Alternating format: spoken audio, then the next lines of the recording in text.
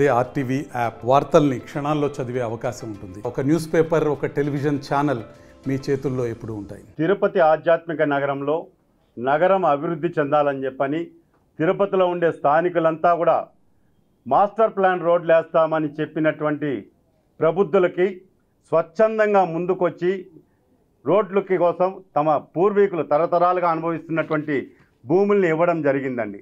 Master plan రోడ్లు వేశారు. అవసరం ఉన్న చోట వేశారు. మేమంతా కూడా స్వాగతించాము. అవసరం లేని చోట కూడా రోడ్లు వేశారు. మేము ఒకటే అడుగుతున్నాం, ఈరోజు టీడీఆర్ బాండ్ల మాఫియా భర్తం పట్టండి అని చెప్పి రాష్ట్ర ముఖ్యమంత్రి గారికి లేఖ రాశాను. సమాచార హక్కు చట్టం ద్వారా నగరపాలక సంస్థ అధికారులని కోరాను.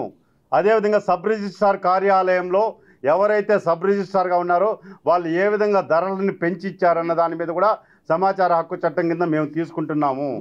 టీడీఆర్ బాండ్ల కుంభకోణంపై ఖచ్చితంగా రాష్ట్ర ప్రభుత్వము సెంట్రల్ ఇన్వెస్టిగేషన్ టీమ్ సిట్ ద్వారా కానీ లేదా విజిలెన్స్ విచారణకు ఆదేశించాలని చెప్పి డిమాండ్ చేస్తున్నాము.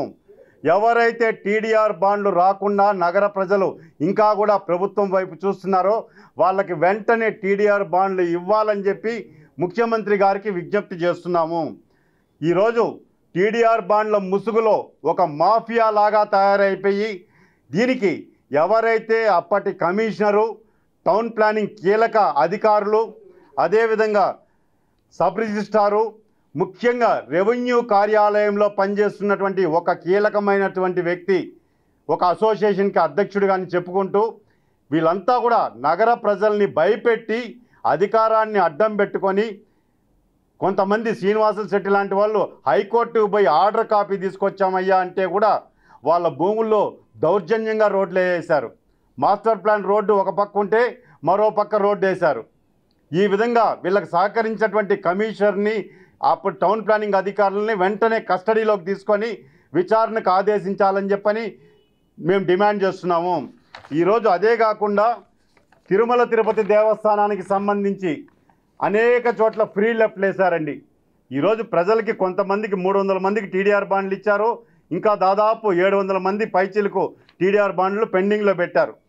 ఆ రోజు మార్చిలో పనిచేసినటువంటి కమిషనర్ గిరీషా గారు డీబీఆర్ రోడ్డుకి సంబంధించి ఒక టీడీఆర్ బాండు ధరని అనూహ్యంగా పెంచేసి సబ్ రిజిస్ట్రార్ని మేనేజ్ చేసి ఈ బాండ్లు తీసుకొని పోయి వైజాగ్లో అమ్మితే వైజాగ్లో అనుమానం వచ్చి వాళ్ళు ఎంక్వైరీకి ఆదేశిస్తే ఆ రోజు గిరీషా గారు సబ్ రిజిస్ట్రార్ని అదేవిధంగా ఎవరైతే director of town and country planning రాష్ట్ర ప్రభుత్వ అధికారులకు కూడా ఈ సమాచారాన్ని మెయిల్ ద్వారా పంపించి ఆ బాండ్నే బ్లాక్ చేయడం జరిగింది, టీడీఆర్ బాండ్ని.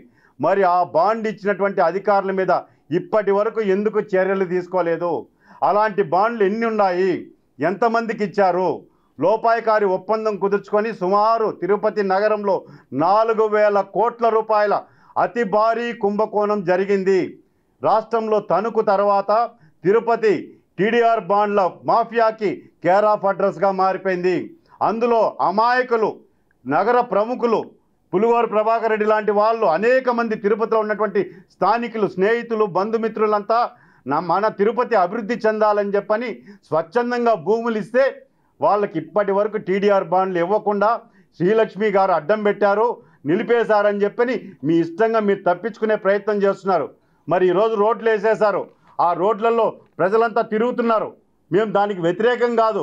మరి మాకు బాధితులకి టీడీఆర్ బాండ్లు ఎవరిస్తారు, ఎప్పుడు ఇస్తారు, ఎంత ఇస్తారు?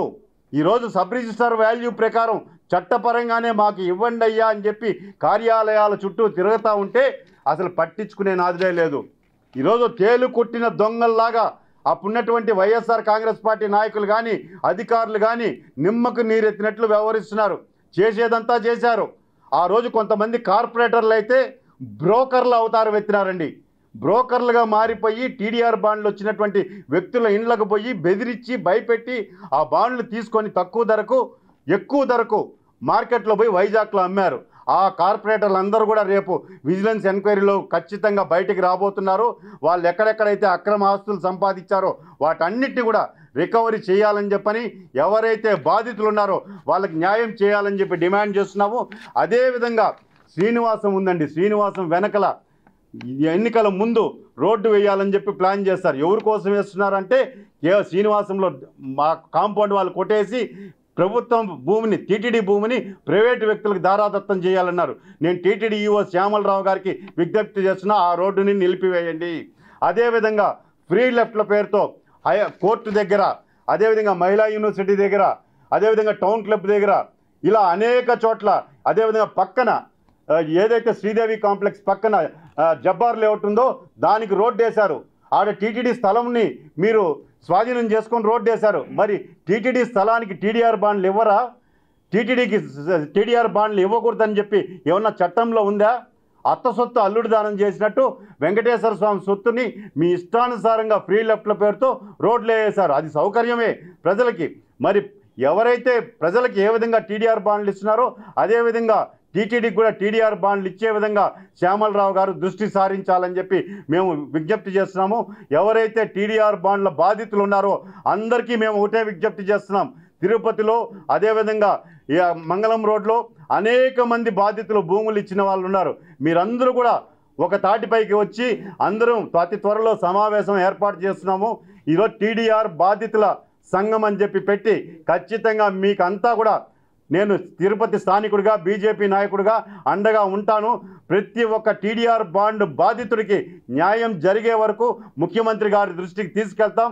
అవసరమైతే స్థానిక ఎమ్మెల్యే ద్వారా ముఖ్యమంత్రి గారిని కలిసి టీడీఆర్ బాండ్లు ఇప్పించే బాధ్యతని మీరందరూ కలిసి వస్తే తప్పకుండా మేము చేస్తామని చెప్పి తెలియజేసుకుంటున్నానండి. Master Minds, the pride of India.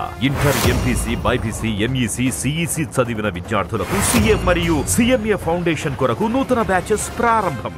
ఎన్ని బాండ్స్, ఎంత రేటు ధర మీద ఎంతమందికి ఇచ్చినారు, ఆ అక్నాలెడ్జ్మెంట్ కూడా వచ్చింది నిన్నే. త్వరలో వాళ్ళు ఇచ్చిన వెంటనే ఆ వాస్తవాలన్నీ కూడా ఎన్ని వేల కోట్లు అవినీతి జరిగిందనే దాని మీద నేను ఖచ్చితంగా ప్రజల ముందు పెడుతున్నా. హైకోర్టులో పిల్లు వేస్తున్నాను. ఖచ్చితంగా కోర్టు పరిధిలో దీన్ని తాడోపేడో తేల్చేస్తాం. ఎందుకంటే ఇంత అవినీతి తిరుపతి నగరంలో పుట్టి పెరిగినప్పటి నుంచి మేము ఊహించలే. ఈ రోడ్ల కోసము మా తిరుపతి అభివృద్ధి చెందాలి, పెద్దలు చెప్పినట్టు మా తిరుపతి నగరం దినదినాభివృద్ధి చెందాలని కోరుకొని ఎప్పటి నుంచో ఉన్న భూములు కూడా ఇచ్చాం. ఇంత ముసుగులో టీడీఆర్ బాండ్లని ఇంత దోచుకుంటారని అనుకోలేదు. కాబట్టి వాస్తవాలన్నీ కూడా సమాచార హక్కు చట్టం కింద అడిగాము. అసలు కన్వర్షన్ ఎట్ట చేశారు, అగ్రికల్చరల్ నుంచి నాన్ అగ్రికల్చరల్ ఎట్ట చేసినావు, రెసిడెన్షియల్ నుంచి కమర్షియల్ ఎట్ట మార్చినావు, టీడీఆర్ బాండ్ల ధరలను ఏ విధంగా పెంచారనేది సబ్ రిజిస్ట్రార్ కూడా నోటీస్ పంపించాం ఆర్టీఏ కింద.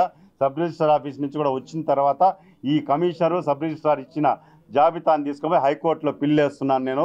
నా తిరుపతి ప్రజల తరపున వీళ్ళకి ఖచ్చితంగా టీడీఆర్ బాండ్లు ప్రతి ఒక్క బాధితుడికి చేరేంత వరకు ధర్మ పోరాటం చేస్తానని చెప్పి హెచ్చరిస్తున్నానండి. ఎంపీసీ, బైపీసీ విద్యార్థులకి ఒక వరం సీఏ, సిఎంఏ కోర్సులు. సీఏ, సిఎంఏ చదివే విద్యార్థుల్లో 40% మంది ఎంపీసీ మరియు బైపీసీ విద్యార్థులే. మాస్టర్ మైండ్స్ సంస్థ కమిషనరు, టౌన్ ప్లానింగ్ కీలక అధికారులు ఇద్దరు, అదేవిధంగా కార్పొరేటర్లు, ఎవరైతే ఎంఆర్ఓ ఆఫీస్లో పనిచేస్తున్నటువంటి ఒక ఆర్ఐ, అసోసియేషన్ అధ్యక్షుడు అని చెప్పుకుంటున్నటువంటి ఆర్ఐ, వీళ్ళంతా కూడా గూడుపుటానిగా మారి అప్పుడున్నటువంటి అధికార పార్టీ నాయకులను అండగా పెట్టుకొని ఈరోజు ఈ భూ మాఫియాకి తెరలేపారు. కాబట్టి వీళ్ళందరినీ కూడా రేపు కోర్టు మెట్లు ఎక్కించడం ఖాయం.